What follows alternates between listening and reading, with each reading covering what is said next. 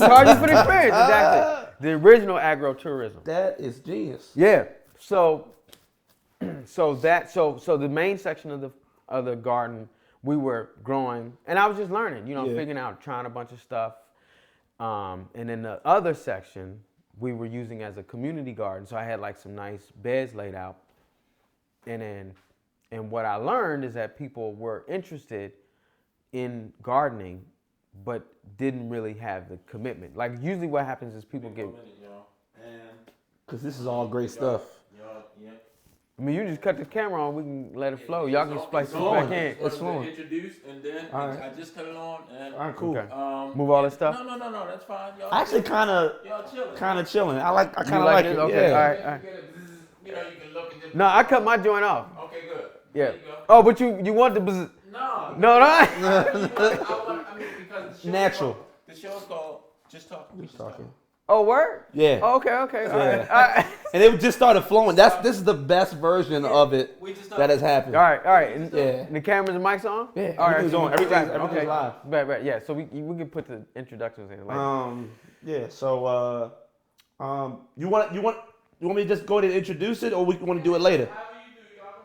All right. Let's just keep talking. All right. Okay. All right. Cool. So you were telling me a little bit about the process of getting an adopt-a lot, and then after the adopt-a lot, right? The timeline. Yeah. So the timeline gets to be a little nebulous, but yeah. So I essentially started doing it. So we were growing in our backyard.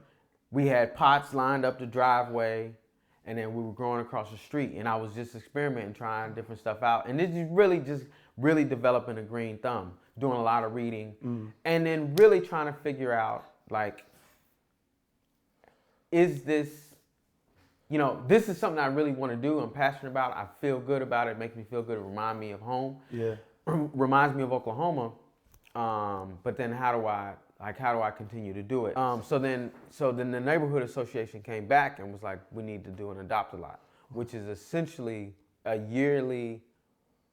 year-long right-of-use agreement between a resident and the city of Baltimore, usually the housing department. It really depends on who owns it, but through housing, to use that piece of property for a year. And you technically are supposed to renew it every year. Obviously, the city is tough. They lose track or whatever. But it's a benefit to the city because somebody's managing the land, is getting mowed, and people use them for all types of projects, pocket parks, little communities, just gathering spaces. How difficult was it going through the application process? It's mad easy. And this is now, we're talking like 2007. Okay. So is it easier now, would you say? No, I think it's probably a little bit more difficult. Okay. Maybe, the process of getting an adopt-a-lot is fairly easy. You essentially find a piece of land, and then you go to housing and you find out who owns it. If it's owned by the city and there's no immediate plans for it to be developed, then they'll let you use it for a year. No problem. It's no big deal. If there are plans to use it immediately by a developer, then they won't give you the ability to use it. The difficult part is if it's owned, and there's a lot of land that's owned in Baltimore City by an absentee owner. So it's owned by somebody who doesn't live here. Lives in the county. Lives in New Jersey, wherever. They just own this little piece of property, and there's tons of land in the city like that. That makes a lot of sense. And that's one of the things that people don't fully understand about the vacants in Baltimore City. They're like, oh, why doesn't the city just do this? Well, they can't because it's owned. It's been owned by some family since 1950s. Those folks been paying the taxes on it, and it's just a lot. It's it's just like one little parcel of land that's like could be only like 15 feet wide, by 130 feet. And there's no amount of years to say after X amount of years. No, if you own it and you paying the taxes on it. Oh, they're paying the taxes. That's the city don't care as long as you're paying the taxes on it. Yeah, but now if you're not paying the taxes, that's different. That's how it ended up in the tax sale. But that doesn't happen immediately either. Yeah. So on that original site at the corner of Kenyon Avenue, so our house was on Kenyon, so it was Kenyon and Brims Lane. Okay. So right there on the corner of Kenyon and Brims Lane, there were 6 lots. 4 of them were owned by the city, 2 of them were owned by absentee owners. And so the way it works is if you write a letter to the owner, and the owner has so many days to respond, I think it's like 14 days or whatever to respond, in whatever way they respond, then they decide whether or not you can get the adopted lot or not. But if they don't respond, then you essentially have permission to use the land. So we didn't get a response. Yeah. And then so we just continued on doing what we were doing. And so I essentially learned or relearned how to grow food during that time. At the time, we only had, so when we moved to Baltimore, we had 3 kids, 3 children. Then we had our 4th and 5th in that house. And so when I started farming, the original name of the farm was 4 Seeds Farm. It was an urban farm. This is now, and so now this is 2000. Hold on, when was that boy born?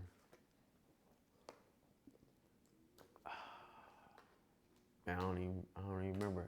Maybe, okay, so he might have been born. What year is this? This is 2019. Yeah. Osceola is 11. So he was born in 2008. Yeah. He's born so 2008 we rolled out 4 Seeds Farm. Because I had done a lot of reading, just doing a lot of research. I mean, it was really time for me of growth and development. And so I was just like doing a lot of reading and like learning about this whole urban agriculture thing. So how was it getting your wife on board? So it was really interesting. So my wife is not a country girl. Okay. And she did not marry a farmer. She married a school teacher. She married a librarian. She didn't marry a farmer. And so that transition was very interesting for us because essentially, our life, in a lot of ways, our lifestyle changed. So she was raised in D.C. Her mom, interestingly enough, was from Langston. Oh. But had moved to so they had spent a little bit of time in Oklahoma, which is where we met in Oklahoma. Gotcha. But the transition was interesting, to say the least. But that was primarily my thing. I mean, she eat, she partake, she knows how to do a lot of that stuff, but it was really my thing. So I would take the kids out, take the babies out. There are pictures now, which I need to find, of like the baby like 3 months old, like on my back in a backpack carrier, and I'm picking tomatoes or whatever. Yeah, you got to put those pictures out there, man. I do. I gotta find them. I gotta find them. So so she was with it, but she was essentially raising babies. So it was dope. The kids were able to just like dip back and forth and really get this experience, which essentially that's what I wanted. In 2006, 2007, when I'm looking at this site, it's like I wasn't planning on being a farmer. Yeah. I just wanted my kids to learn how to homestead, Got how to produce their own food, how to save their own food. Where does food come from? I just wanted them to have a similar experience to what I had. Because, and not to cut you off, but because the reason why I'm even interested in it is because of things that I've learned about where food comes from, documentaries I've watched, things within my own health that I found out through different tests that I've taken by what I'm eating, what I'm partaking in. Right. And then I'm like now also I'm at the whim of other people. Absolutely. To provide for me food, water, all this other stuff. Exactly. And so subsequently, my mom's side of the family, who I grew up with, are from South America. And so a lot of them grew up growing their own food or what have you. Right. So my aunt, when I was younger, she took a abandoned backyard, a backyard of a house that I don't even know if we owned the house. We just kind of was there. It was kind of like, so I guess in the city, sometimes if you're there long enough, you just kind of live there. Right. So like we just kind of lived there, like. We didn't really pay for cable or water. Things just kind of just happened. For real? Yeah, man. It was. I don't know if it's a different time or, but yeah, over in West Baltimore. And but anyway, she decided to take that lot, which was abandoned, rocky, horrible cement lot, and did whatever she did, and has been working that farm for the last at least 10 years. For real? Yeah, for real. Mount Elizabeth. Elizabeth. Chance Bob, and she's now like a master gardener. She does like informational sessions down at the farmers market on 83, or what have you with, I guess, the Master Gardener Association people with them. Right. So like set up the table. Yeah, the little provide- table with the okay, information. okay. Yeah. Yeah. But she is how I got even wind of that. Like she would take me, she'd be like, come here, blah, blah, blah, blah, blah, and show me like apple mint or whatever. She'd be growing like peppers and stuff. Right. So my aunt, so now my other aunt has pots, like, if I can find a picture, I'll find it at some point. Huge pots with Huge pots all over the backyard on one lot, and then across the alley, the other is just a farm with just all different stuff growing. Right. And so every time I go there and visit my aunts and stuff like that, I look, I'm like, this is dope. Like, my aunt will make me food literally with stuff that she just goes to the back and grabs. And like, and all in the house, she got pots all in the house of different. It's the best feeling, yo. And I'm just looking like it's the best feeling. And so now, then my girlfriend, she grew up in the South, so I went to school in Kentucky. So where'd you go to school?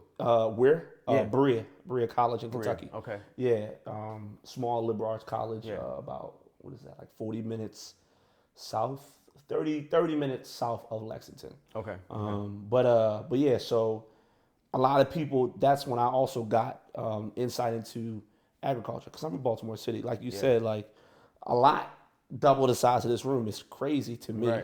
Because we didn't have no grass. Like we just had cement. We had an alley. Right. We had like one tree, I think, on the whole block before they did like a tree planting project, and then there's a bunch of trees that came after that. So there was no connection between me and nature. outside and nature. Right. Until I went on like field trips and stuff. At my school, I went to a private school, so then I would go outdoors. My school was up in the woods. Right. So I had a professor similar to you, my biology teacher, who pretty much got me obsessed with biology, to the point where I was seriously considering being a zoologist, like going to college. Like he completely good teacher. steered my whole life. That's a sign of a good teacher. Yeah, and like he did a beekeeping class, so I would go in there. I worked with that cat. What's his name? Jeff Jennings. Jeff Jennings. Yep. You know Jeff? I helped set up those hives. Yeah. Oh man. Yeah. So he's Park. Yeah, Park. Yeah. Yeah. So he Jeff changed my whole, like I was getting into a lot of trouble, or whatever. And he was just one of those teachers that just me and him naturally vibed. That's what's up. Because when you graduate? 2010. Yeah, that's crazy. Yeah. Those hives up in there. Yep. Oh, that's small world. That's crazy. Yeah. So he was the one who, like, I went on this trip. We went to Chesapeake Bay Foundation in Southern Maryland, and we stayed there at the Karen Noonan Center. And we stayed there for 3 or 4 days. And he took us on these different excursions and taught us about the wildlife and all this stuff that I don't know nothing about. Like, I watched documentaries when I was a kid, but I didn't know it was this close to Baltimore. Like, a couple hours away, I didn't know that there was like marshland and like ecosystems and like sinking islands and different, all that crazy stuff. And so that like got stuck in the city. Yeah, because like, how would I even got there like without a school, without some sort of like transportation provided by a group of people, like a school or something like that. So I like to say, like, it seems like, you were mentioning earlier, a lot of people don't know how to start. A lot of people don't know even that it even exists. Yeah, that's even possible. Even possible. You hear different stuff of, I remember I heard one time somebody said it's illegal to collect rainwater or something like that. Like, you don't got to comment. But like my aunt was, so I hear different stuff about, I get an idea like, okay, maybe I should do this, or how can I do this, whatever. Yeah. Because I have a plot in front of my, like, where I'm at now. No, bro, just do it. Just do it. So I'll tell you. There you go. It's funny. Okay. Joe, just do it. Yeah. So one of the most. I'll spare you the boring story, but okay, all right. So when I started to say I want to farm, like I want to grow produce for profit, right? There was a dude that was like, I got something for you. He's like, check your mailbox. So he bought me 2 books. One of those books was a book called You Can Farm by Joel Salatin. Joel Salatin is a longtime sustainable agriculture advocate. He's a farmer, teacher, educator. He's brilliant. You know, he's like considered like the godfather of organic farming. And so he's written a series of books. He's also done a series of talks. In one of the stories he talks about essentially that everything he wanted to do is illegal, right? I just want to grow vegetables, but there's like all these regulations, you know, there's all these rules and all these parameters. He like, man, bump that. I'm gonna just do it. Hey, if it's a problem, then we'll work it out later. We'll figure it out. Yeah. And so in that book, he tells several stories where, just like you, somebody looked at a piece of property, looked at a piece of land, or saw an egg, and was like, "Why can't I turn this into a business? Why can't I turn this into an entrepreneur enterprise?" And he was like, "You can do it. Just do it. Go do it." So that inspired me to go from having 0 chickens in Baltimore City before it was legal to 4 chickens. To 20 chickens, and we selling the eggs out the back door. You know? Yeah. And now, fast forward 5 years later, you can have as many chickens as the square footage in your lot allows. So do it. To the left, why do you think those things are illegal? Man, there's a whole ton of reasons, Right. the number one reason is capitalism. So someone else wants to control your food, wants to control what kind of clothes you wear, what kind of shoes you buy, wants to control your life. They have created a business on that desire or that need. And so they charging you for it. You gotta eat. So I'm going to monopolize this market because I know everybody gotta come to me. And that's the thing that people don't realize is that you've been around longer than I have, but just within my lifespan, I've seen so many trends come and go. Right. And the thing about capitalism, like I'll have conversations with my more progressive or more liberal friends, and they'll be like, "Oh, I'm doing this, I'm doing that." And I'm like, look, they're going to figure out how to make a buck off of whatever positive thing you feel as though you're doing, unless you're doing it as an individual. Right. Once it goes into the marketplace, It's a wrap. you don't know what's going on. It's like, you think about it, it's like kale is now considered a superfood. Like this is popular. You are old enough to remember when kale was decoration was the garnish on the salad bar. We used to go to, was it Pizza Hut? Yes. And they used to The have salad kale on. It wasn't around the salad. Around the salad. You didn't even eat it. You're not supposed to eat that. Yeah, you wasn't supposed to eat That's it. just supposed to be pretty. But now this is superfood. Everybody's supposed to be excited about kale. It's the same kale. It's really funny. It is. It's super funny. So now we got kale chips. You're putting kale in your smoothies. You got dehydrated kale flakes to put on your popcorn. Got kale cookies. It's ridiculous, B. It's absolutely ridiculous. Yeah, which is why you shouldn't listen. I feel like I shouldn't have to say this, but I do have to say to people most of the time that you should not trust any large organization, because anything that they give you, they're giving it to you only for you to give it back to them. Give them the money back. Yeah, it's like, hey, I'm gonna loan you this. Yeah. And hey, I want this money back. Hey, here's some kale. Here's this useless thing. Right. Or whatever that we have an abundance of, because Abundance I remember I was watching a documentary about like high fructose corn syrup or whatever. Oh yeah. And I'm figuring that was because out an excess in the market. We're growing all this corn. We can't use all this shit. So what we're gonna do with it? We're gonna turn it into sugar. Put that sugar in everything. Because it's sugar because this is a very cheap form of sugar, way more expensive than the other sugar, and put it in everything.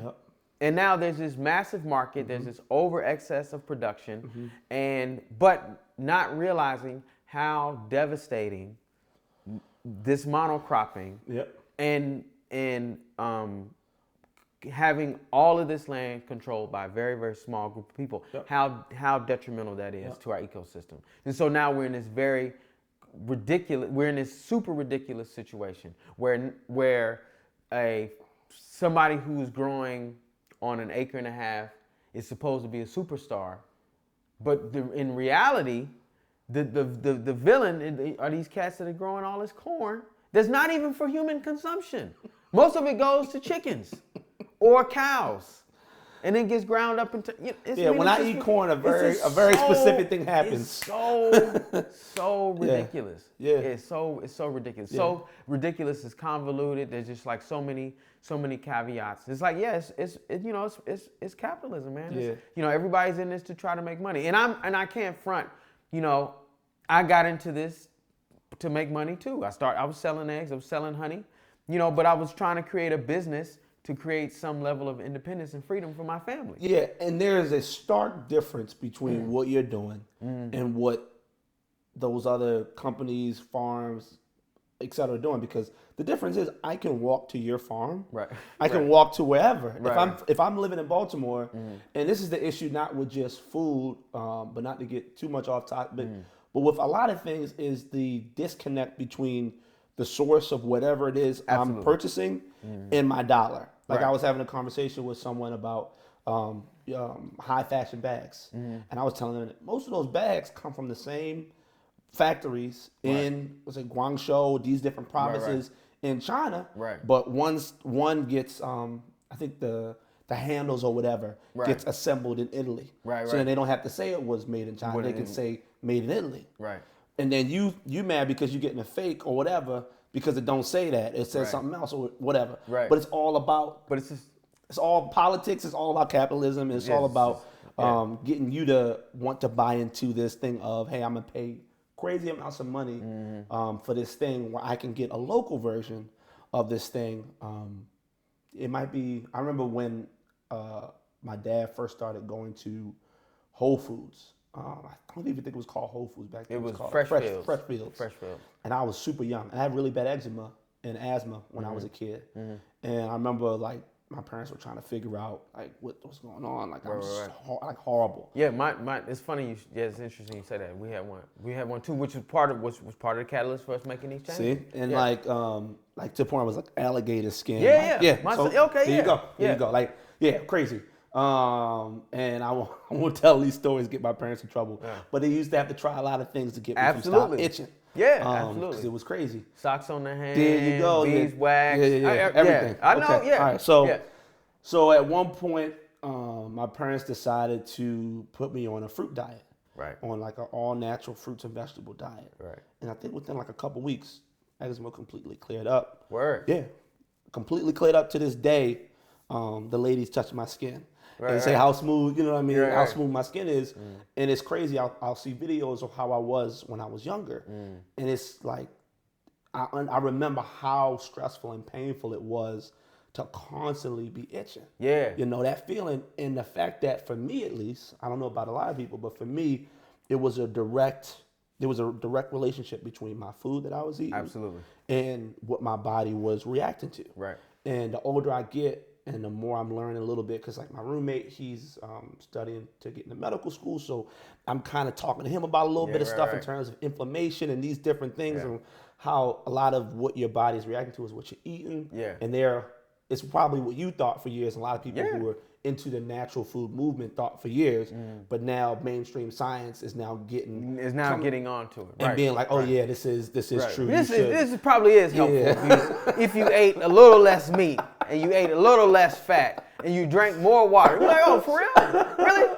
Oh, y'all just figured this out? Yeah. For years, I had a son. The same thing, man. He had severe eczema. Yeah. Like he was in the hospital for 2 months as a 3-month-old. It was terrible. Yeah. So I could totally understand that, and it's cliche to say, but like your food is your medicine. People say that and it doesn't really mean anything, but it's like it's really important. And so for us, I kind of backed into this as a vegetarian. Okay. I had made that decision when our children were young, maybe even a little bit before my wife got pregnant, and because I thought that was the answer, just to stop eating meat. And then when I started to read and research, and then really what did it is meeting other farmers, and seeing one farmer's practice versus another farmer's practice, and then being able to line it up with what I was reading, and then getting to see it in real time. Like these cows are healthy. This is the reason why they're healthy, because these cows are eating grass. They're outside. They're on grass. They're able to be cows. They're in their natural habitat. They're in their natural habitat. And so even if you're saying like, I'm gonna take the milk from this cow and drink it, I'm gonna take the milk from this cow and turn it into butter or buttermilk, or I'm gonna take this cow and eat the cow. This cow and the products that are coming from this cow are way healthier and better for your body than they are for this cow that's in a cage, standing on concrete, in 2 feet of its own shit, For real. eating corn. Cows ain't supposed to eat corn. There's a reason why cows have 3 stomachs, and it ain't for them to eat corn. It's because they should be eating grass and hay. So I go to different farms and I see that and I'm like, damn, your cows look sick. They're like, yeah, we need to give them steroid, antibiotic shots, this, that, and the third. Go to another farm and they're like, oh yeah, we don't do nothing. They just go from here to here. They just be cows. You know, they come in, we milk them. I'm like, all right. You go to another farm and they chickens is out here running around. You know, you eating bugs, scratching up the dirt, chilling. Personable chickens. They got their beaks. You get these eggs. You get these huge egg yolks that are the color of the sun, that taste clean and magnificent. You go to another farm, their chickens are in these cages stacked up. They're eating grain, no sunlight, or they're inside, or even worse, they're inside these big chicken hangers, standing in their own feces. See, and you get those eggs, and they're flat. The yolks are pale yellow. And 2 things, and then I got a question. Right. So first thing is, it was like once my family got wind of that, we used to have to drive 40 minutes to Pennsylvania. Of course. To these people that used to sell us stuff out their trunk. Because Whole Foods hadn't got on it yet. But anyway, go ahead. In the parking lot. We used to meet these Amish people in the parking lot. My wife's mother used to do the same thing. They had a little cooler. Right. Boom. Bong, get the milk. Get the kefir. Milk, right. I was on kefir when I was younger. And now they sell kefir, mango kefir, strawberry kefir, whatever. Talk to them. It's interesting. It was like, listen, like you had this special knock in the yoga studio, get your milk. I was like, this is ridiculous. It's ridiculous. I mean, so anyway. Yeah, go ahead. So, to what you was talking about, now we get into what Jeff got me interested in. Through that, I learned more about food sourcing, et cetera, and then I realized that I grew up and lived in a food desert. And I decided to do a whole project on food deserts. I did a bunch of research on I walked from my house to the closest grocery store. I wrote down what was in the grocery store. So I grew up on Franklin and Payson, right by the West Side, Mark train station. And so the closest grocery store at that point, so when I was growing up, the closest grocery store was Super Pride. And Super Pride was basically a big corner store. They used to have spoiled chicken. They used to bleach the chicken to keep for real, flies. But that was maybe a 10 minute walk, 10 to 15 minute walk. And then you think about, you got groceries to bring back. So it's a lot. So you go in there because you have to. You got to, right? And then they had used to be a stop shop and save, another 15, 20 minutes that way. Walking. Okay. And then they had a Food City. Now I think it's Food City or something. That was the worst. That was a bigger version of Super Pride. And I remember when I was going there when I was younger, I felt like we was rats because the way they set up the aisles was, you come in and they would pretty much guide you to where, through the aisles. It wasn't like a normal grocery store where you can kind of walk wherever you want. Really? Yeah, it was bizarre. Now that I'm older and I'm thinking about it, I'm like, they probably were testing some sort of way to get people to maybe purchase more or whatever. Everything was the lowest quality you can think of. The steaks were have green spots or white spots in them and stuff like that. And it got me to the point where I said, this is ridiculous. And I don't know why I live in a place like this. I feel like we should have the option. And that's one of the reasons why my aunt got into growing fruits and vegetables, and I looked into trying to partner with my school and get them to get a lot that was abandoned In the city. On right off Emerson Avenue, in between like a corner store and a barbershop, and we got the lot. And if something happened, the city was supposed to come and help us clean or something like that, and it just it didn't fall through, but it didn't go to where I wanted it to go. And then I graduated, went to college, and et cetera. So now I'm back here talking to you, and that memory that stuck with is you. still in my mind, and I'm still wanting to do that. So, what are your thoughts on food deserts? What are your thoughts on how to solve the food desert problem? Specifically in Baltimore City. Yeah, right. So I want to back up just a little bit. Okay.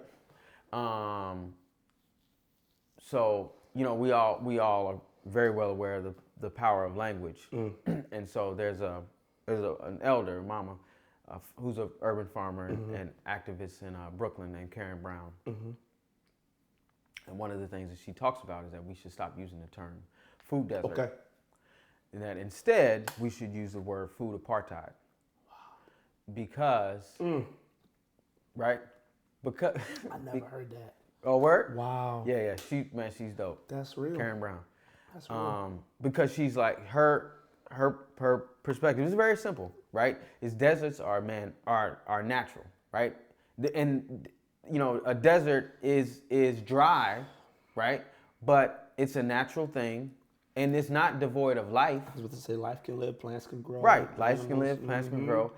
What we are experiencing as poor, working class, black and brown folks in cities like Baltimore is design, a planning design, a development design, a residential design to segregate certain portions of a population in a city, not just a city, but for us, we talking about Baltimore, in a city from other sections in the city. And because the market is stronger in this city, in this section of the city, as opposed to this section of the city, there are planning practices, development practices, transportation practices, distribution practices that separate these folks from this quality of product, and further separate these folks from these neighborhoods to live or whatever. You can get there to work, right? You can get down. You can easily get down to Harbor East to work. You can easily get to Roland Park to work. That's easy, no problem, no problem. But can you travel in and out of there if you want to go grocery shopping there without a car? No. Mount Washington. If you live in Sandtown, Mount Washington seems like it's in a whole nother state. My sister went to Mount Washington Middle School. Okay, yeah. Yeah, it's crazy. Up that hill. Yeah, it's ridiculous over there. It's crazy. You get over there and it's like, this is Baltimore? But Whole Foods over there tucked away. Starbucks over there. Starbucks. Oh, what? So this is by design. So that's the thing we have to be very, very clear about. And anytime somebody says to you, oh, this is a food desert, it's like, no, it's not a food desert. Not. This is designed to separate folks from their food system. This is designed to remove sovereignty from the people that live in this neighborhood. So we call it food apartheid.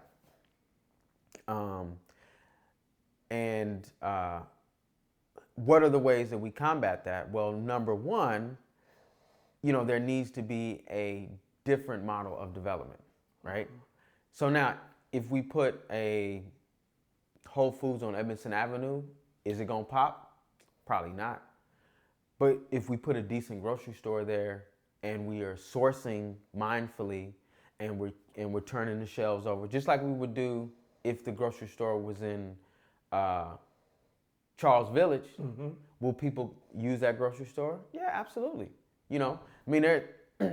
So it's a different mindset. Now, is it going to be as profitable? Probably not, because we know that the median income of the folks that live in this neighborhood is at a certain level. They're going to spend a certain amount of food.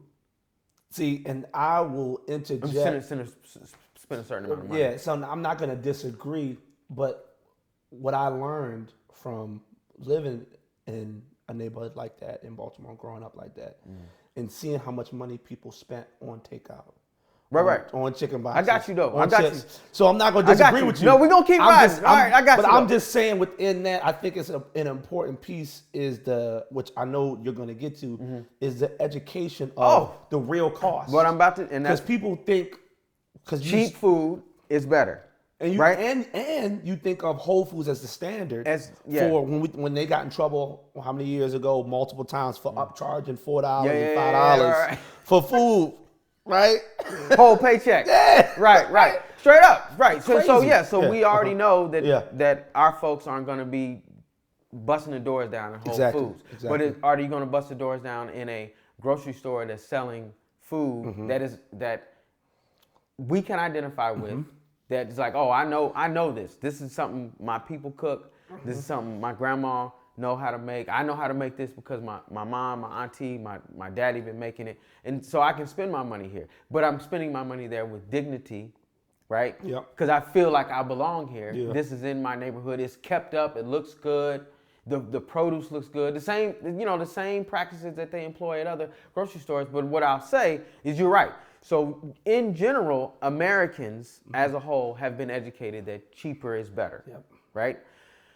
That's one piece of it. So that has to be addressed because none of us in this country, or very few of us, I should say, very few of us really understand the true cost of an apple, the true cost of an egg. And so yes, a $2, everybody wants to spend $2 on a dozen eggs. Until you understand that the farmer isn't making any money.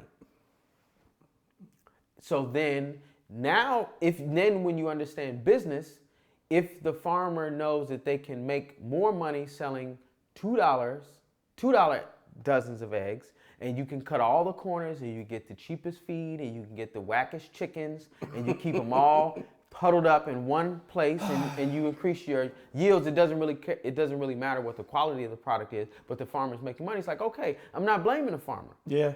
But I'm going to blame the market. Yeah. But the next part of that is I'm not going to be upset with the other farmer who has their chickens out on grass and they're buying non-GMO organic grain and they moving their chickens around and they out there with the shotgun to ward off the foxes and the owls and all that. And then their dozen eggs is $5. Yeah. But you look at the two eggs and you realize that these are two totally different eggs.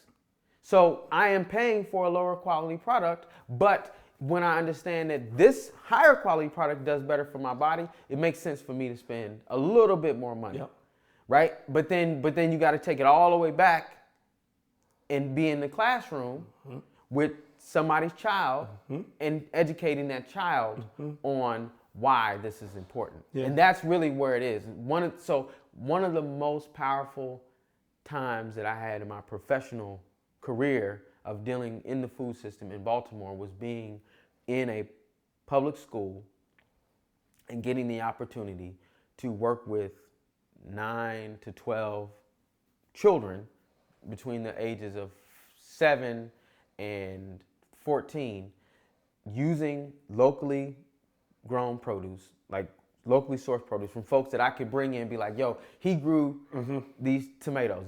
This woman here grew these watermelons. We got the chickens from her farm, and then be able to cook with that with the kids and teach them like this is what food looks like. This is what a pumpkin don't come in a can. Really? This is what a pumpkin look like, and this is what it requires in order for you to break it down so you can turn it into a pie or turn it into soup. You know.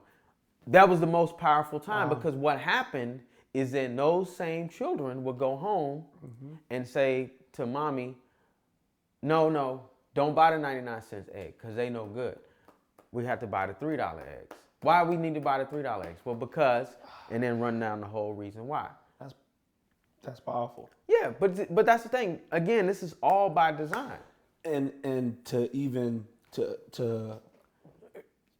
the design is also, and we as in black impoverished people, brown impoverished people, are in a position of where we are not casualties of war, but casualties of the system. Straight up. Like, this is war, baby. Like, and Oh, yeah. so we find ourselves in a position to where we don't, like you're saying, have the education to understand. And then because we getting shot up every day, Right. literally and emotionally, socially, absolutely. economically, or whatever, the last thing we're thinking about is making a long-term investment in our health. Absolutely. See, like that was the Absolutely. moment for me when A long-term investment in our health, that's revolutionary thinking. Yeah. It's survival for the vast majority of us. And I remember you was going up to the corner store to get a coffee cake because you was hungry. Because you're hungry. You wasn't thinking about, okay, I can get a coffee cake, or I could get an apple, or I could get a banana. And some of the corner stores had the little nasty, rotten, little fruit, or whatever. Right. The worst. What's that apple? That's like the worst apple. That's like powdery. Red Delicious. Oh my God, I can't stand that apple. Right, the little powder apples that they used to give you at school. Right, for real, like Right. baby powder apple. Right. And so we have this negative relationship Absolutely. with anything healthy. We think it's expensive. We think it's inaccessible. And then whatever healthy thing that we do see that we have access to is nasty, It's rotten. nasty, yes. It's nasty, rotten, Yeah. old. We get the worst of the worst. We get the worst of And the it's worst. the same thing, our relationship, not to go on a soapbox, but it's a relationship that we have historically with books. You know, we don't want to read, not because we don't want to read, but because we have the worst books. So it's not the thing itself. Right. It's the lack of a quality version of that thing. Or notebooks. Or or notebooks. You go to school and there's no books. There's no library there. Yeah. So what would make you think somebody want to read? Yeah, man. Yeah. So yeah, it's a powerful thing, and it's super complicated. And there's so many pieces that have to be addressed. Yeah. And I always say, you know, us as adults, many of us as adults, it's like we gone. Yeah. You can give it up. We out. Yeah. And so the people to focus on are the children. Yeah. We got to focus on the babies. Yeah. And we have to teach better habits. Yeah. But and then ultimately, when the family learns better habits, then the community practices better habits. And I get it. I totally get it. It's like it's hard to compete with a $5 cheese fish, right, versus a $9 chicken sandwich that was made from organic chicken. That's hard to compete with. But nowadays, I stopped by Burger King on my way Oh, driving to New York. that was the example I was going to use. That stuff like $10. That was the example I was going to use, right? Because one of my staff members, that was the thing. Crazy. That was like, yo, I'm trying to see about this Impossible Burger. Go get some Impossible Burger. So he goes down there, and he's like, he comes back. He brought me a Impossible Burger. He a big brother. He a little overweight. So I'm trying to get him to do better. He grows vegetables, but he don't eat vegetables. I'm like, yo, we got to work on this, homie. So I'm like, yo, go down. Yeah. I'm buying. Boom. Let's go get a couple Impossible Burgers. 'Cause I'm trying to see what this is about. He come back with one Impossible Burger and one Whopper, for real Whopper, and a chicken sandwich. And he was like, yeah, Denzel, I couldn't do it, bro. He was like, so the Impossible Whopper was $5, but he was like, I could get a Whopper and a chicken sandwich for $1. That don't even make sense when you think about it. That makes no sense. But anyway, he was like, so I couldn't do it. He's like, so here's your change, because I got 2 sandwiches at the same price that you got 1. Yeah, I get it. And I was like, I get it. Yeah. I get it.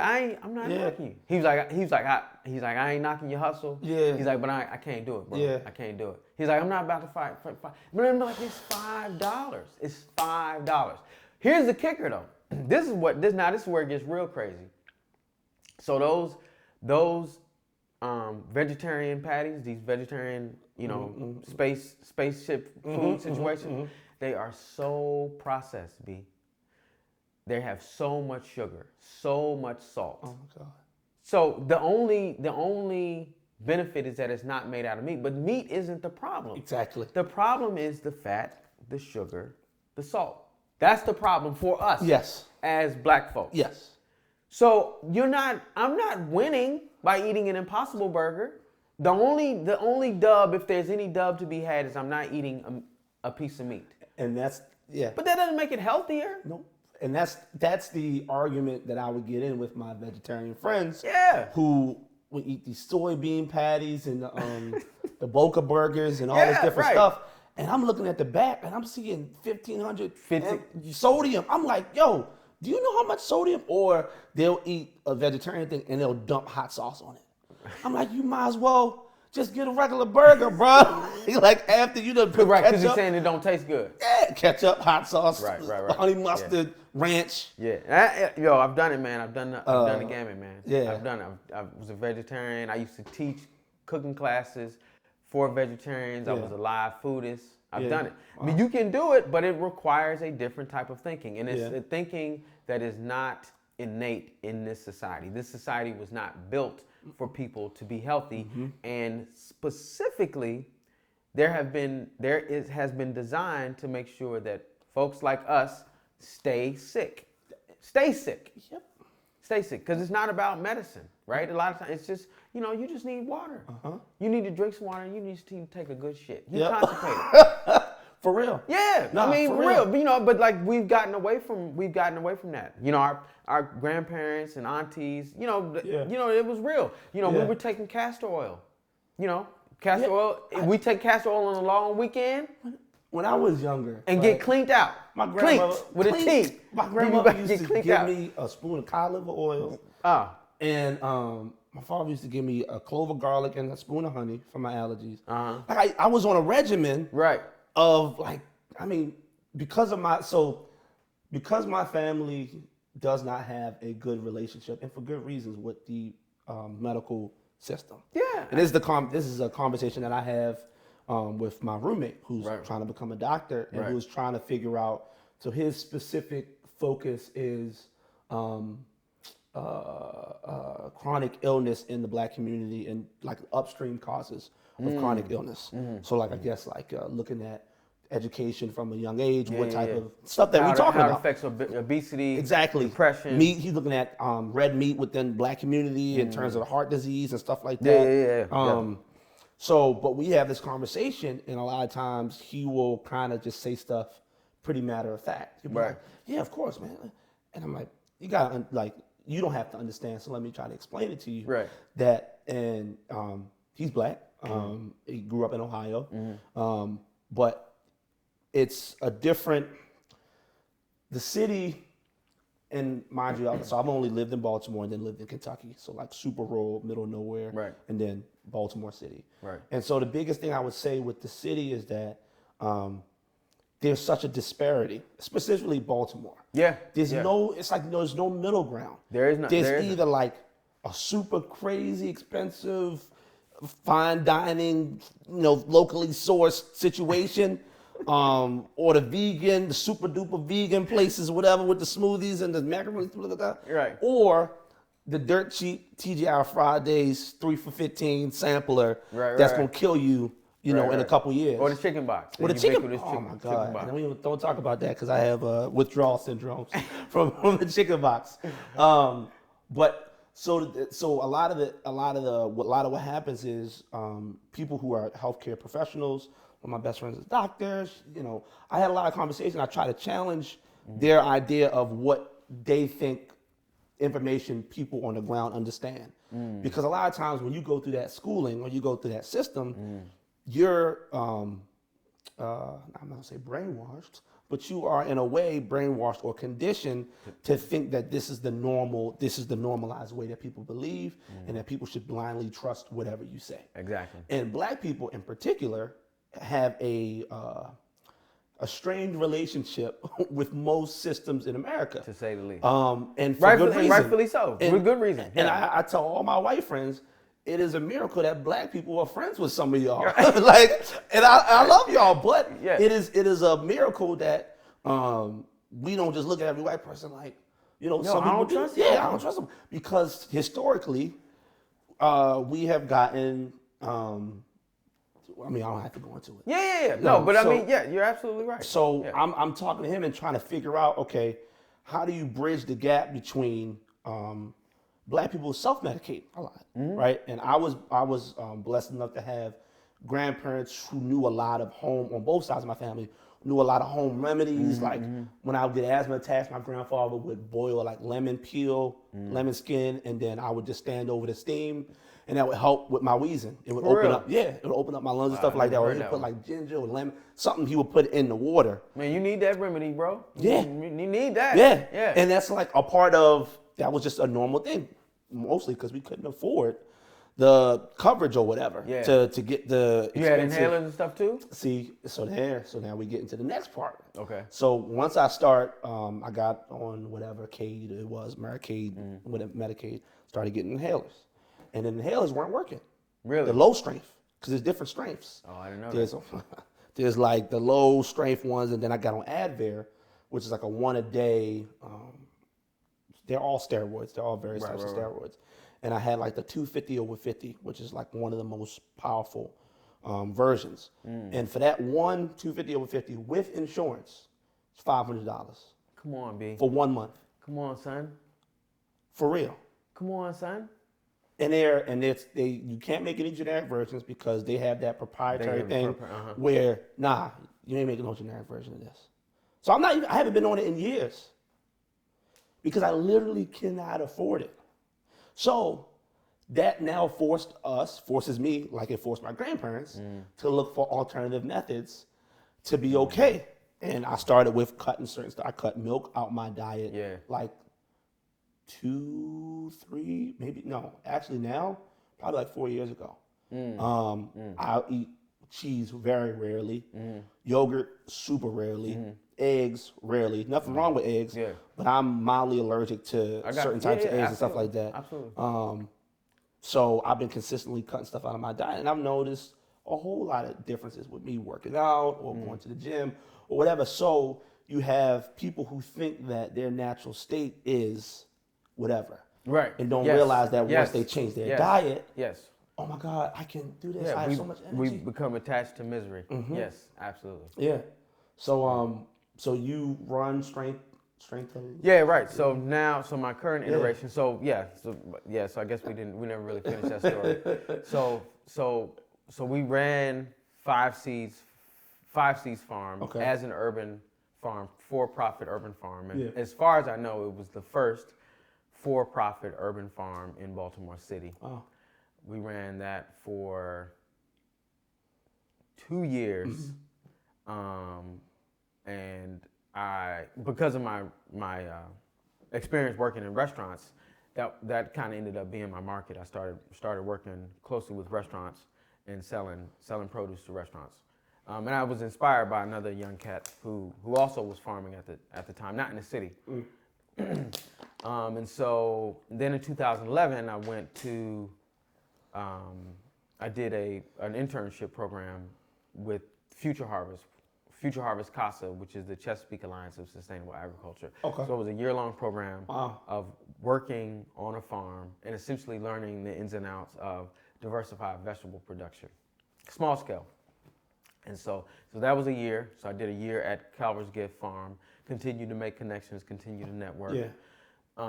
And then we moved the farm. We kind of took a leap of faith, entrepreneur, bond, went out there, moved up to Baltimore County to expand Five Seeds at on a 5-acre plot of land up in Baltimore County.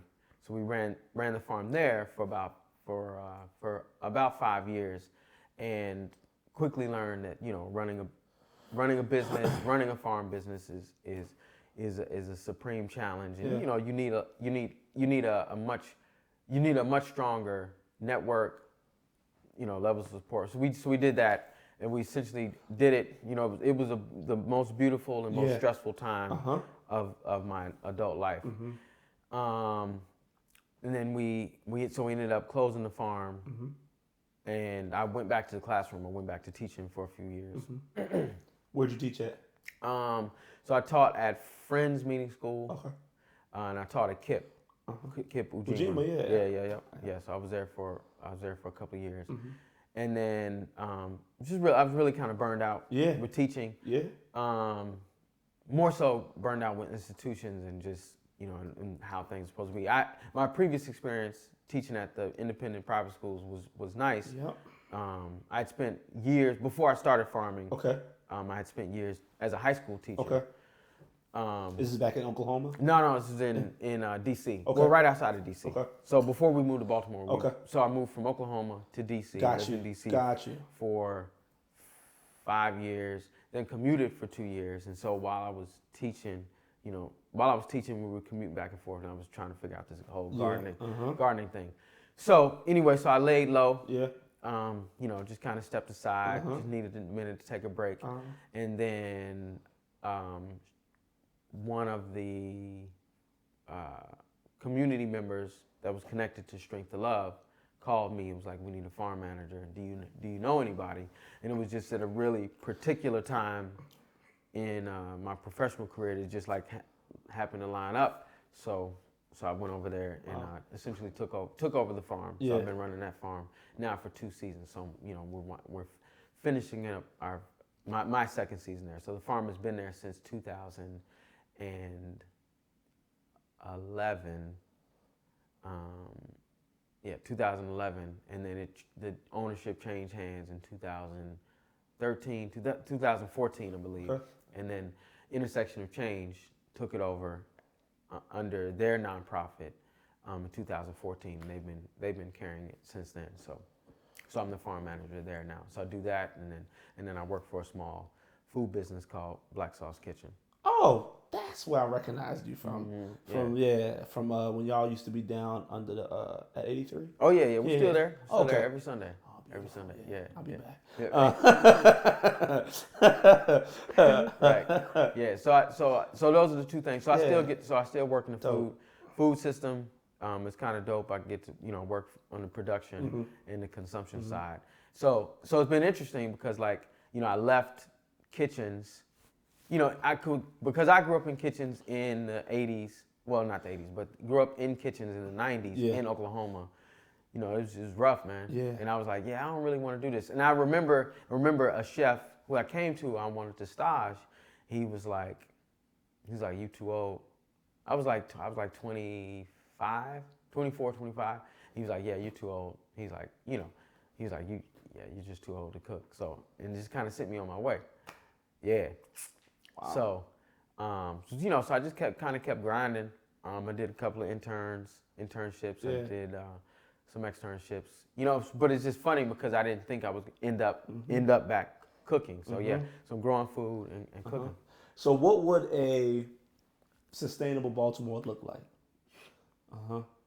Because what the hope is, even if it's 20 years in the future. Yeah. People who, somebody planned the current version of the society that we live in. Somebody said way back when, in 20 years, 30 years, Baltimore's going to look like this. Or Harbor East is going to look like this. Or Drew Hill is going to look like this. Yeah. So if you had, infinite amount of funds, what would that Baltimore look like in terms of the food access? What would that be? Yeah. So it'd be a lot of stuff, but I think wow, that's a powerful question. So I know one of the first things that I would do is address the food systems in schools, hospitals, Sodexo and all them. Oh yeah, all these I'd be done with all them cats. Yeah. And then colleges. That's a whole nother conversation. But the difference in food service providers between a place like Goucher and a place like Morgan State is criminal. But anyway, what I was gonna say is in the jails. So that'd be the first place. And so one of the first things I would do is create some pathways so that, number one, the school cafeterias, hospital cafeterias are actually cooking, because that is something that has gone away. And that was one of my first jobs, was cooking in the hospital. So that would be the first thing. The second thing would be to institute food education programs very similar to the one I ran in all public schools. so that kids have a connection with where their food comes from. We had chickens at the school that I was at. We had bees. We had fruit trees. They're all still there. This was one of the first schools in Baltimore City that had all of these things. We had a garden. They had a play space, trees to climb, rocks and stuff. They had a little garden, and it just changes the mindset. And so that's the first thing I would do, in every school. There was a movement probably 3-4 years ago for every Baltimore City public school to have a salad bar, and even still to this day. And I worked on that project. They got money, federal money, USDA money, to implement this program. So, I did my stint working on this project, and still now, 3-4 years later, there's still not salad bars in every single school. It's like, that's not hard. That's very easy to do. It's like, if you can have a salad bar in every Pizza Hut in the country, or Mazzio's or whatever, then they should have a salad bar. Yeah. So that would be the first thing. The second thing I would do is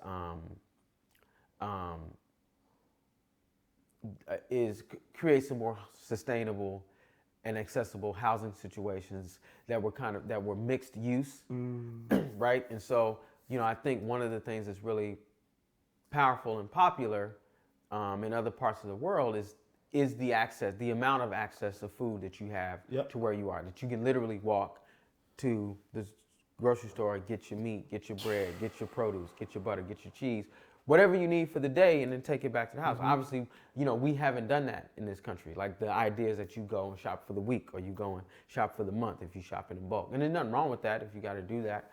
But a lot of it is because the grocery store or the market is not accessible. So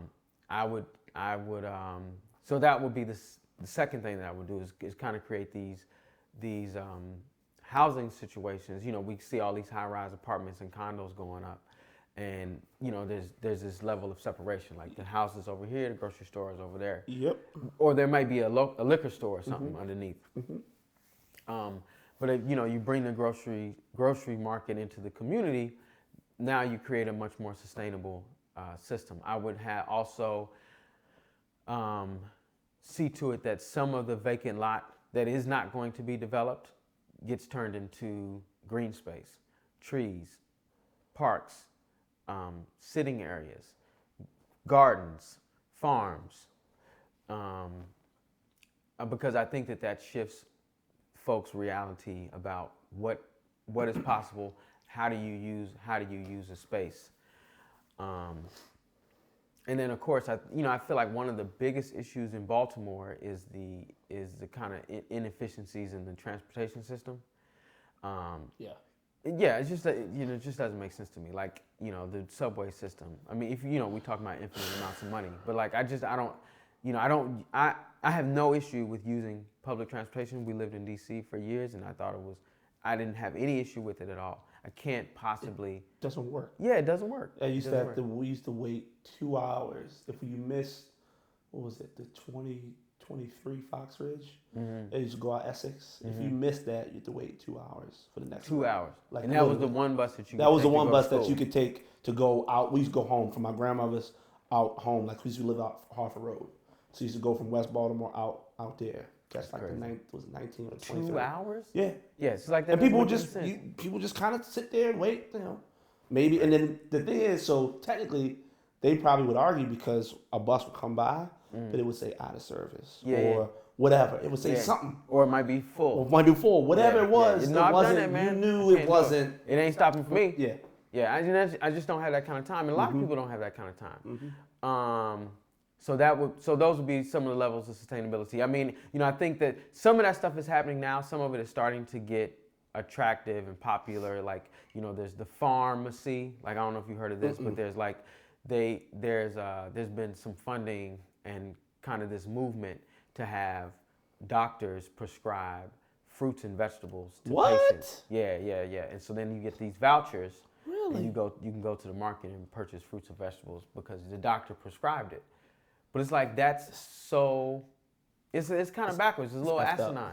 Yeah, right. You still got to go through the system. Yeah, you got to go through the system, but there's the lack of understanding that, like, fruit and vegetable consumption should be normal. So because all of that is missing from our current systems and our current society, we live in a newly segregated society, right? Yeah. It's nice. I get to see my white friend. We go to school together. All that's fantastic. But then y'all go your separate ways. You go to your house. Yeah. You shop here. They go to their house. They shop here. And what they're buying is different than what you're buying. And why is that? Other than the systematic things that are in place. Yeah, well, I mean, it's real simple. I mean, the market, as a business owner, the market share here is much, much stronger. Like, people are going here, they're spending more money. You're going to make more money if these things are available here. And these are things that are familiar with them because of the programming, the radio, TV, social media. All of this is programmed. Because right? That's one of the, not to cut you off, but that's one of the main things I realized, that above and beyond all of the systematic things, right? How I was able to change my own programming was environment and exposure. Yeah, was me seeing like, oh y'all, this is what y'all doing. This is what y'all doing. Oh, this is where y'all eating at. Right. Oh, okay, right. got it. So that's I know that is what's lacking generationally from a lot of brown and minority and black communities in Baltimore, because there's little to no awareness or education from your parents to say, hey, this is what we don't eat. Yeah, this is what we do eat. Yeah, exactly, exactly. And I would even go further to say, many people say we don't eat that because that's for white people. That's white people's food. Yeah. I'm sure you heard that before. It's my story of my life. Yeah. Is me eating at places that are white people food. Why you eat there? That's white people food. And I'm like, okay, so you rather me eat a cheesesteak sub? Yes. A chicken cheesesteak? Yes, I would. Yeah, because that proves that I'm a nigga. Yeah, no. Got you. Yeah, right. Okay, cool. Right. Well, you go ahead and be a nigga, and I'm gonna go over here and eat this salad, right. or this sushi, or whatever it is. Yeah, right. And it's like, yeah, I get it. It's like, yeah, we have a very visceral, very close, very intimate relationship with food. Yes. Food is super important, and that's the problem. We have been living in a society that has told us that food is not important. But we all know it is. Yeah. We all sit down to the table together and eat, maybe. Yeah. But we all sit down and eat at some point, and we all enjoy the experience of eating, the smell, the taste, how you feel, the satisfaction. All of that is very important, and it's very primal. If we know that the food that a certain group of people are eating, we know that it is affecting them, and we know that it's affecting their mood, and we know that it's affecting their health, and they're not really sure about how to address that, and then their health and their mood and their mental well-being and their education is not being addressed by society. What is the result of that? Well, the result of that is agitation, tension, stress, anxiety, mental anxiety, right? Because, for many kids, and I've seen this, many black and brown kids are allergic to milk. But you go to school, and what is it that you have available to drink? Milk. Breakfast. Milk or a little orange juice. Yeah, for breakfast, little orange juice. But they got all types of milk. Which is mostly sugar, right? And then the chocolate milk is sugar. The strawberry milk is sugar. They finally have taken that out. But I was there. Oh, really? I think so. I mean, I'm pretty sure. Yeah. But this is the only meal this child is eating. Is this little honey bun and this milk. And I remember that. Yeah, that breakfast bun. Oh my God. And it's crazy because I went to, I was like 5th grade, I went to Federal Hill Elementary. And Cross Street Market is right there. Yeah. So we used to go there, and the breakfast was so nasty, it was so bad. We used to go to Cross Street Market and get a 2-piece chicken wing from the chicken place and some Western fries. Right. And that's what we eat for breakfast, and like a Coke or a ginger ale. Damn. Every single day. How much was that? $2.50. $2.50. Yeah, so that's $5, $10, $12.50. $12 a week. A week. Right. That we spend on food. Right. And so you're having to spend that on food, and then you were probably fortunate enough that you maybe you're eating lunch, but then you're also getting some dinner. But some other cat, they're not getting this is the only meal for the day. No. So now we all know as adults, right? We talk about it in different ways. I'm hangry.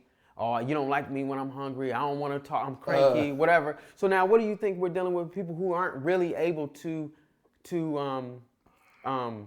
discern that. Yeah. Right. The only thing I've eaten today is a honey bun, a bag of wrap snacks, and a fruit punch. And I'm feeling anxious. I'm feeling tense. You know. But then somebody says something to me that sends me over the edge, and now I'm wilding out. Yeah. You know, but ultimately at the end of the day, you're unhealthy. You're malnourished, right? And so your brain and your body, you're thinking, eating. Yeah. That's the most frustrating thing. Is like, and you're thinking you're eating. You eating? Yo, I just ate a bag of chips. I just ate a fudge round. I just ate a whatever. Right. And you thinking that because your stomach is full of objects, it's full of stuff. Right. But you're not getting. I remember, and literally what you said, like last week, I had only ate I didn't have anything for breakfast the whole day, and I didn't eat till 3. And then I went to Sweet Green, and that was my second time going there. I'd never been there. It was fire. It was amazing. it was unbelievable. It was experience. For real. Like I wasn't there. I was there by myself. I got a little thing with the sweet potatoes cut up, boom. Right. And it was but the experience was I had energy like I never had before in my life. Word? I didn't drink no coffee. Right. I usually have to go and get another coffee. I lied to you not. I was up. So usually, I remember when I was working at an investment bank, I would get cold brews, work, eat around 1, everybody would do like meatball subs and hamburgers and steak, and I'd be hurting at 5, sleepy. I had that salad. I was up working till 10 o'clock. Fine. It was a moment. I was like, why am I not seeing it as fuel? Why am I not seeing my food as a source of energy? Yeah, that's what I had that moment. I was like, oh my, I feel like I'm driving around kind of happy. Yeah. And I'm like, yo, what's going on? Yeah. And then it was that other moment of, I posted it on my Instagram, and one of my friends hit me up, was like, oh yeah, there you go again, eating at all them white people places. You're right. And I make it a point to, sometimes I even pay for my friends, to bring them to places like Sweet Green, like whatever. I mean, I remember when I took this guy to Chipotle, guy from New York, and he was like, yo, this is where you eat at? Chipotle, what's that? Obviously on the white people. I'm like, bro, in my mind, I'm like, Chipotle is like, that's like regular. Yeah, like regular, it's like right. nothing. But he was so programmed to, and I know New York is different because they got, bodegas and stuff like that. So he programmed the chopped cheese and this, that, and the third, or whatever. But the idea of even going to a place that had available lettuce and, you be able to eat a vegetarian meal, or eat, I know they used to be free range and a lot of that stuff. I don't know how good it is now. But that idea was so, it was almost like an attack on his blackness. Right. Like, yo, for real. Like, I brought him in here and he's like, yo, this is what you eat. Oh, you got to order for me. So I had to order for him because he was so mad he didn't want to order. And now he's addicted to it. That's all he eats is Chipotle. So it's like having that access point. Yeah, access. Yeah. For, the people in our community to go, okay, boom, this is not, and now we supported Sweet Green. How do we do our own thing? Yeah, and we can do our own thing, but we got to support our own thing. And it's tough because it's a lot of it is about culture, because our culture says that this is not good. This does not taste, it's a very, very difficult. Oh man, I don't really want to talk about Thanksgiving, man. Thanksgiving is such a problem. It's such a problem. And look, I'm having this beautiful, healthy conversation. Yeah. But on Thanksgiving, right, you might see me. Go a little, right. You got a bad case of the itis, slump. Dog. The game? Woo. Yeah, this mac and cheese laying heavy on me. But to wrap it around though, it's like that's. But the access is the thing is like none of this is lost on us, right? We're angry. Yep. We've been angry. Yep. We know we're angry. Yep. We're not always able to articulate why, but we know that we're not getting what we as black folks deserve. We know that we're not getting what we as Americans deserve. We know that we as as working class folks who are just trying to work and make a living, Yeah. aren't getting what we deserve. We know that it's all the way fucked up that marijuana is a billion-dollar industry, and I got homeboys. I know you got I get homeboys mad every time I who are drive. locked up, Yep. who have time on their records now, off some weed charges. Yeah. So we're angry. We're angry, and then we're eating whack. Uh-huh. It's a recipe for disaster. Yeah. And so then who do we take our anger out on? Each other. We take it out on each other. Because we Proximity. we can't. Mhm. Yeah, but yes, exactly. It's by Proximity. proximity. Yeah. Absolutely, crime by proximity. Because we can't really attack the system. How do you attack the system? How do you attack the ghost in the shell? How do you attack the phantom? You know, it's everywhere. But I'm angry. I'm tense. I'm mad. I'm pissed off. Yeah. You know, I'm mad because my electricity bill is too damn high. Yeah. And my job don't pay enough. Yep. You know, I'm mad because cats keep dumping over here in the backyard. So the next nigga I see over here, he about to get this work. Yeah, seriously. He about to get this work. Because my mother used to. People used to steal my mother flowers. Right, yeah. Like my mother, I'm like, yo, come on, y'all, what y'all doing? Like the flowers out the pot, Straight up, because the pot was too heavy. Big nice pots. Yo. And they just take. What are y'all doing with those? Yo, somebody tried to steal the pot of our front yard, man. I was Yo, dropped it. Got it about 10 feet from the stoop. Dropped the joint, broke. Yeah. Man, I had that pot 30 years, Yeah, man. and- It was my mama's pot. And Ceramic, like real ceramic. You can't even buy them joints no more. Man, I'm hot. So right now. my last question. That's crazy. If I seen dude today, he getting that work. But that's crazy. That's a normal thing. Like you talk to people like, yeah, yo, somebody stole our trash can. Yeah. Like that's real. You used to change your trash can gotta to your change gate your trash because can. people were stealing it. Yeah, man, we're hurt people, Yeah. man. We're And hurt. so my last thing is, while you were talking, I'm thinking about. I always think about, what's possible. And you're in it. You're in the grind every single day. You out here hustling these vegetables to these different people. Right. So how much time, and we just stick with time, Okay. and maybe a general amount of money. Okay. How much time or general amount of money, or whatever it is you think would be needed, would it take in order to build a website, app, phone system, some sort of communication relay system that allow people to order food, order produce, and get it dropped off to the house in the city? Because I know that they got these ugly food delivery. What I've noticed is that we do fly stuff like Hack and whatever, Right. and somebody just says, yo, I'm gonna make it Uber, I'm gonna make it Lyft. Oh man. So I'm Come like, on, B. at this point, how just with Baltimore City, with using the people that we have in the city and saying, okay, here's a list of just starting off with maybe, I don't know how any of it works, but start off with 5 vegetables, with the basic vegetables that people use all the time. Maybe it's onions, peppers, garlic.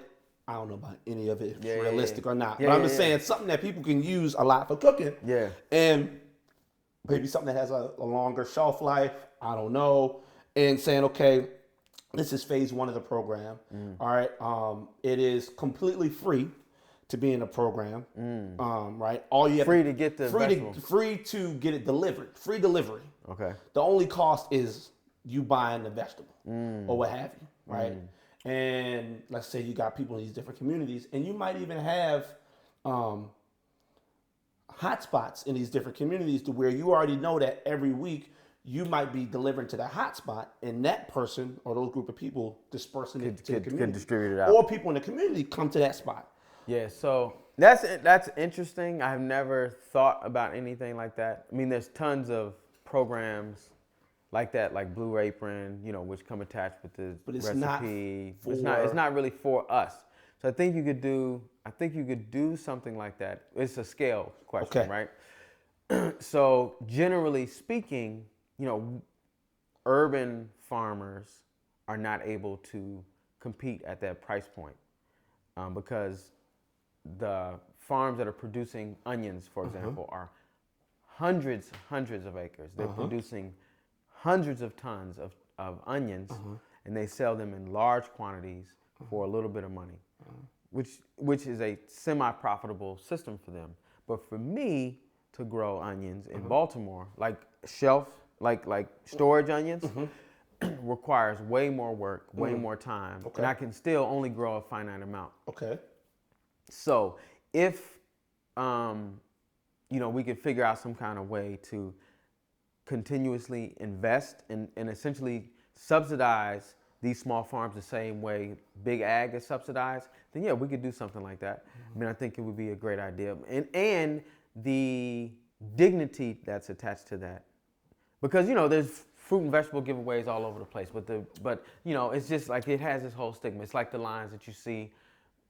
I've never even been in these. I don't know what they're doing, but the free cell phone. Oh yeah, the government. I don't know what that is. What is that? I know people who get it, and the government gives you a phone. Some people it's like a month.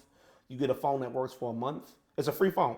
It's a free phone that you get, and you can go every month because some people can't afford to get a phone. So you get a free phone and free service. Lines, you get free phone, free service. I didn't know that. Sometimes it's for a month. That's the one I heard of. So that's what it is. So yeah, it's just free. So it's literally free cell phone. You get a free boom with a phone. Here's it. Usually a flip phone or the old Nokia phone. You get it for a month. It works. You can make maybe 500 minutes. I don't know, and then you go back the next month and get another phone, another number. Wow, that just blew my mind. So anyway, but I feel like systems like that lack. It's tough. It lacks dignity. Yeah, it takes away. So I would want. So using a phone app to distribute vegetables would be very, very interesting. I mean, we would need a central location, and I think that the thing that would really send it home is if there was a kitchen that was attached that showed processing, or was it even able to show recipes? Because these restaurants exist, right? But I'm sure they have a lot of investment money. Usually, from what I've seen on the outside looking in, I've been to some of these farm to table places that you can sit at the kitchen counter and you see them chopping up the thing and getting out the thing, whatever. So in my ignorance, I'm looking at this and I'm just like, man, this ain't that hard.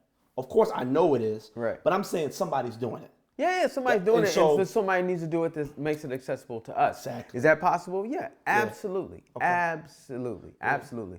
But it just requires a different type of thinking. I mean, I think that a place like Sweet Greens, in that sense, is really, it's just like a really revolutionary situation. But it's like, can we do a black version of that? Yeah, we most certainly can. And then can we send somebody with a bag of produce at the end of the day? Yeah, we can.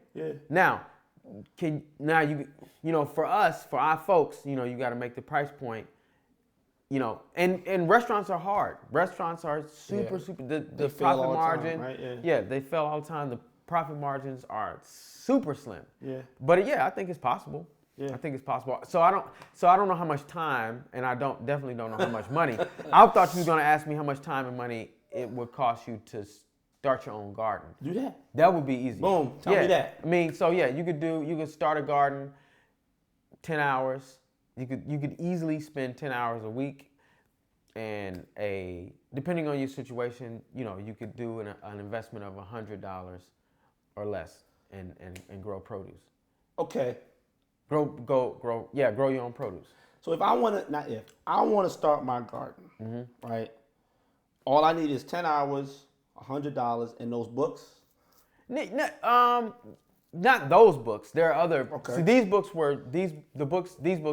are about farming. Like, how do you create a business? Okay. There are tons of gardening books, though. I mean, because you can grow herbs in a pot in your windowsill inside your crib. See, but that's how I started. I mean, I was 16, 17 years old. I mean, it takes practice. Okay, see. It takes some practice. But I was 16, 17 years old. I was growing cilantro and basil at home and then cooking with it. But I just had the mindset. That's what I wanted to do. But I tried to grow carrots in a pot. It didn't work. So there should be the expectation that it's not gonna. Because I know for me, you gotta learn. A lot of people approach it like, yo, you got sunlight. You learn in science class. Yeah. Sunlight. No, it's a little more complicated than that. Why you not growing? Yeah, it's a little more complicated than that. You need sunlight. You need water, but you also You need the right soil conditions. You got, the pot has to be big enough. If it's outside, it's not enough that it's just outside. It needs to be in an area that is sunny. If you're trying to grow vegetables that love the sun, or if you're trying to grow lettuce, like you'll learn that you can't grow lettuce in the summer. It's too hot in Maryland to grow lettuce in the summer. So there's a lot to learn, but that's a part of the journey. But to get started, if you got $100 to spend, and you can do that now, because even on assistance, even with SNAP benefits and EBT, you can purchase seedlings now. Yeah. You do, which you didn't used to be able to do that, but you can now. So there's no excuse. No, there's no excuse. There's no excuse. I mean, I did it, and there's tons of people that came behind me that did it. There were tons of people, tons of young people, young black folks who came up to 5 Seas Farm and volunteered and learned, and then went off to do their own thing. When can people, if people want to volunteer, how does that work? So to volunteer at Strength to Love, we are essentially open Monday through Saturday. Okay. And so they can just go to the website, strengthtolove.org. The like TO or the number 2? The number 2. Number 2. I think Strength to Love. Yeah, strenghthtolove.org.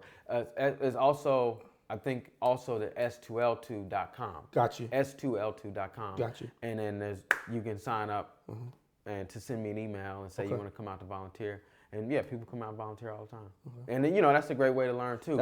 And just to commune with the earth and be on the land and see, that it's possible. Because we're right in Sandtown. We're literally a stone's throw from Gilmore Homes. Yeah, we right I know there. Y'all at. Yeah. So right near where that was. Are you near that Habitat for Humanity? Yep. Yeah, that's what I thought. Yeah, just on the other side of Habitat for Humanity building. Yeah. Yep. Okay. Yeah, man. Well, it was great talking to you. Bro, we got to talk more for real. Yeah, man. And I definitely want to volunteer. Okay. So I will be up there because I'm serious about growing my own vegetables. I'll put you to work, dog. Okay, that's fine. Yeah. All right. I appreciate it. Absolutely.